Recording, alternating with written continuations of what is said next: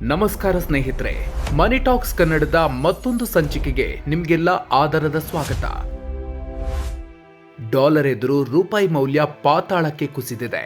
ಇತಿಹಾಸದಲ್ಲಿ ಕಾಣದ ಮಟ್ಟಕ್ಕೆ ಅಂದ್ರೆ ಬರೋಬ್ಬರಿ 90ಕ್ಕಿಂತ ಕೆಳಕ್ಕಿಳಿದಿದೆ. ರೂಪಾಯಿ ಮೌಲ್ಯ ಇಳಿಕೆ ಅಂದ್ರೆ ಬರೀ ಕೆಟ್ಟ ಸುದ್ದಿ ಅಂತ ನೀವಂದುಕೊಂಡಿದ್ರೆ ಒಂದು ನಿಮಿಷ ತಡೀರಿ. ಈ ಇಳಿಕೆಯಿಂದಲೂ ಕೆಲವರಿಗೆ ಬಂಪರ್ ಲಾಭ ಇದೆ. ಎನ್ಆರ್ಐಗಳಿಗೆ, ಐಟಿ ಉದ್ಯೋಗಿಗಳಿಗೆ ಮತ್ತು ರಫ್ತುದಾರರಿಗೆ ಇದು ಜಾಕ್ಪಾಟ್ ಹೊಡೆದ ಹಾಗೆ. ಹಾಗಿದ್ರೆ ರೂಪಾಯಿ ಯಾಕೆ ಇಷ್ಟು ಕುಸಿತ ಕಂಡಿದೆ? 90ರ ಗಡಿ ದಾಟಿದ್ದು ಮುಂದೇನಾಗತ್ತೆ? ಇದರಿಂದ ನಿಮಗೇನು ಲಾಭ ನಷ್ಟ? ಬನ್ನಿ ಸಂಪೂರ್ಣ ವಿವರ ನೋಡೋಣ. ಅದಕ್ಕೂ ಮೊದಲು ನೀವಿನ್ನೂ ನಮ್ಮ ಮನಿ ಟಾಕ್ಸ್ ಕನ್ನಡ ಯೂಟ್ಯೂಬ್ ಚಾನಲ್ಗೆ ಸಬ್ಸ್ಕ್ರೈಬ್ ಆಗಿಲ್ಲ ಅಂದ್ರೆ ದಯವಿಟ್ಟು ಆಗಿ.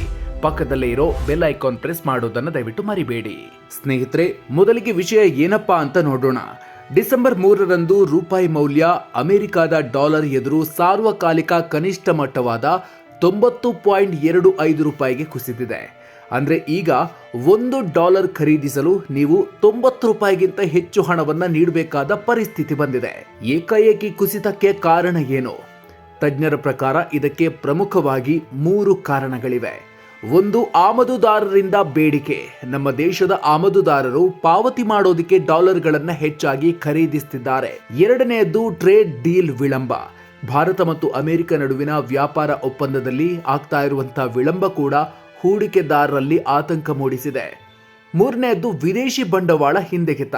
ವಿದೇಶಿ ಹೂಡಿಕೆದಾರರು ಭಾರತದ ಮಾರುಕಟ್ಟೆಯಿಂದ ಹಣವನ್ನ ಹಿಂಪಡಿತಾ ಇದ್ದಾರೆ. ಇದೆಲ್ಲವೂ ಕೂಡ ಈ ಕುಸಿತಕ್ಕೆ ಪ್ರಮುಖ ಕಾರಣಗಳಾಗಿದೆ. 90ರ ಗಡಿ ಯಾಕೆ ಮುಖ್ಯ? ಆರ್ಥಿಕ ತಜ್ಞರಾದ ಅನಿರ್ಬನ್ ಬ್ಯಾನರ್ಜಿ ಮತ್ತು ಕೋಟಕ್ ಸೆಕ್ಯೂರಿಟೀಸ್ ಪ್ರಕಾರ 90 ಅನ್ನೋದು ಒಂದು ಸೈಕಲಾಜಿಕಲ್ ಮಾರ್ಕ್. ರೂಪಾಯಿ 90ರ ಗಡಿ ದಾಟಿರೋದ್ರಿಂದ ಅದು ಈಗ 91 ಅಥವಾ ಅದಕ್ಕಿಂತ ಕೆಳಗೆ ಹೋಗುವ ಸಾಧ್ಯತೆ ಇದೆ. ಹಾಗಾಗಿ RBI ಮಾರುಕಟ್ಟೆಗೆ ಮಧ್ಯಪ್ರವೇಶ ಮಾಡಿ ರೂಪಾಯಿ ಮೌಲ್ಯವನ್ನ ಸ್ಥಿರಗೊಳಿಸುವ ನಿರೀಕ್ಷೆ ಇದೆ. ಈಗ ಅಸಲಿ ವಿಷಯಕ್ಕೆ ಬರೋಣ. ಯಾರಿಗೆ ಲಾಭ? ರೂಪಾಯಿ ಮೌಲ್ಯ ಕುಸಿದ್ರೆ ಎಲ್ಲರಿಗೂ ನಷ್ಟ ಆಗಲ್ಲ. ನೀತಿ ಆಯೋಗದ ಮಾಜಿ ಉಪಾಧ್ಯಕ್ಷ ರಾಜೀವ್ ಕುಮಾರ್ ಅವರ ಪ್ರಕಾರ ರೂಪಾಯಿ ಕುಸಿತ ರಫ್ತು ಉದ್ಯಮಕ್ಕೆ ಒಳ್ಳೆಯದು. ಇದರಿಂದ ಯಾರಿಗೆ ಲಾಭ ಅಂತೀರಾ?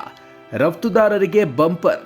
TCS, ಇನ್ಫೋಸಿಸ್ನಂಥ IT ಕಂಪನಿಗಳು, ಸನ್ ಫಾರ್ಮಾದಂಥ ಔಷಧ ಕಂಪನಿಗಳು ಮತ್ತು ಜವಳಿ ಕಂಪನಿಗಳಿಗೆ ಇದರಿಂದ ಭರ್ಜರಿ ಲಾಭ ಇದೆ. ಯಾಕಂದ್ರೆ ಇವರಿಗೆ ಆದಾಯ ಡಾಲರ್ಗಳಲ್ಲಿ ಬರುತ್ತೆ. ಡಾಲರ್ ಬೆಲೆ ಹೆಚ್ಚಾದಷ್ಟು ಇವರಿಗೆ ಸಿಗುವ ರೂಪಾಯಿ ಮೊತ್ತ ಜಾಸ್ತಿ ಆಗುತ್ತೆ. NRI ಕುಟುಂಬಗಳಿಗೆ ಭರ್ಜರಿ ಲಾಭ. ನಿಮ್ಮ ಮನೆಯವರು ಯಾರಾದರೂ ಅಮೆರಿಕ, ದುಬೈ ಅಥವಾ ಯುರೋಪ್ನಲ್ಲಿದ್ದಾರಾ? ಅವರು ಅಲ್ಲಿಂದ ಕಳುಹಿಸುವ ಹಣಕ್ಕೆ ಈಗ ಭಾರತದಲ್ಲಿ ಹೆಚ್ಚಿನ ಮೌಲ್ಯ ಸಿಗಲಿದೆ. ಇದು NRI ಕುಟುಂಬಗಳಿಗೆ ಖುಷಿಯ ಸುದ್ದಿ. ಪ್ರವಾಸೋದ್ಯಮಕ್ಕೂ ಅನುಕೂಲ. ಇನ್ನು ವಿದೇಶಿ ಪ್ರವಾಸಿಗರಿಗೆ ಭಾರತದ ಪ್ರವಾಸ ಈಗ ಅಗ್ಗ ಆಗಲಿದೆ.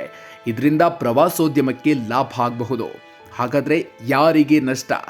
ನಾಣ್ಯಕ್ಕೆ ಇನ್ನೊಂದು ಮುಖ ಇರುವಂತೆ ಇದರಿಂದ ಕೆಲವು ಗಂಭೀರ ಸಮಸ್ಯೆಗಳು ಇವೆ. ಮೊದಲನೆಯದ್ದು ಆಮದು ದುಬಾರಿ. ನಾವು ಪೆಟ್ರೋಲ್, ಡೀಸೆಲ್, ಎಲೆಕ್ಟ್ರಾನಿಕ್ಸ್ ಮತ್ತು ಅಡುಗೆ ಎಣ್ಣೆಯನ್ನ ಹೆಚ್ಚಾಗಿ ಆಮದು ಮಾಡ್ಕೊಳ್ತೀವಿ. ಡಾಲರ್ ದುಬಾರಿ ಆದ್ರೆ ಈ ವಸ್ತುಗಳ ಬೆಲೆ ಏರಿಕೆಯಾಗಿ ಸಾಮಾನ್ಯ ಜನರ ಜೇಬಿಗೆ ಕತ್ತರಿ ಬೀಳುತ್ತೆ. ಎರಡನೆಯದ್ದು ವಿದ್ಯಾರ್ಥಿಗಳಿಗೆ ಸಂಕಷ್ಟ. ವಿದೇಶದಲ್ಲಿ ಓದುತ್ತಿರುವ ಭಾರತೀಯ ವಿದ್ಯಾರ್ಥಿಗಳ ಖರ್ಚು ಹೆಚ್ಚಾಗಲಿದೆ. ಕಾಲೇಜ್ ಫೀಸ್ ಮತ್ತು ಜೀವನ ನಿರ್ವಹಣೆಗೆ ಅವರು ಹೆಚ್ಚು ಹಣ ಖರ್ಚು ಮಾಡಬೇಕಾಗತ್ತೆ. ಮೂರನೆಯದ್ದು ಹಣದುಬ್ಬರ. ಪೆಟ್ರೋಲ್, ಡೀಸೆಲ್ ಬೆಲೆ ಏರಿದ್ರೆ ಸಾಗಾಣಿಕೆ ವೆಚ್ಚ ಹೆಚ್ಚಾಗಿ ತರಕಾರಿ, ದಿನಸಿ ಬೆಲೆಗಳು ಏರುವ ಸಾಧ್ಯತೆಗಿರುತ್ತೆ. ಹಾಗಾದ್ರೆ ಮುಂದೇನಾಗಬಹುದು? ಕೆಲವು ತಜ್ಞರ ಪ್ರಕಾರ ಅಮೆರಿಕದ ಜೊತೆಗಿನ ಟ್ರೇಡ್ ಡೀಲ್ ಫೈನಲ್ ಆದ್ರೆ ರೂಪಾಯಿ ಮತ್ತೆ ಚೇತರಿಸಿಕೊಳ್ಳಬಹುದು. ಆದರೆ ಸದ್ಯಕ್ಕೆ 89ರಿಂದ 91ರ ಆಸುಪಾಸಿನಲ್ಲಿ ಮೌಲ್ಯ ಓಲಾಡಬಹುದು. ದೀರ್ಘಕಾಲೀನವಾಗಿ ನೋಡೋದಾದ್ರೆ ಮೇಕ್ ಇನ್ ಇಂಡಿಯಾ ಮತ್ತು ರಫ್ತು ಹೆಚ್ಚಿಸಲು ಇದು ಸಹಕಾರಿ ಅಂತಲೂ ವಿಶ್ಲೇಷಿಸಲಾಗ್ತಾ ಇದೆ. ಸ್ನೇಹಿತರೆ, ರೂಪಾಯಿ ಮೌಲ್ಯ ಹೀಗೆ ಕುಸಿತಾ ಇರೋದು ನಮ್ಮ ಆರ್ಥಿಕತೆಗೆ ಒಳ್ಳೆಯದ ಅಥವಾ ಕೆಟ್ಟದ್ದ?